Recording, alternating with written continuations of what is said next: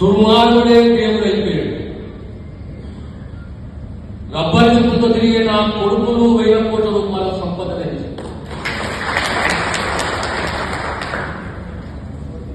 అదరగొడితే బెదరగొడితే బెదిరిపోతాము అదిరిపోతాము అని అంటే అది భ్రమ, తెగింపు మాత్రం ఉన్నది. మేము 5 కోట్లు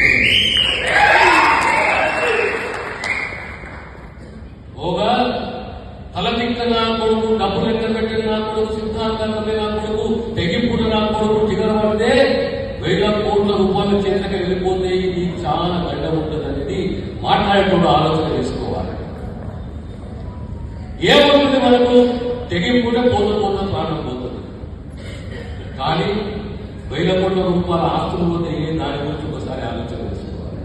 దొంగతనంగా దుర్మార్గంగా సంపాదించిన ఆస్తులు పోతే దాని గురించి ఆలోచించాలి. పొద్దులు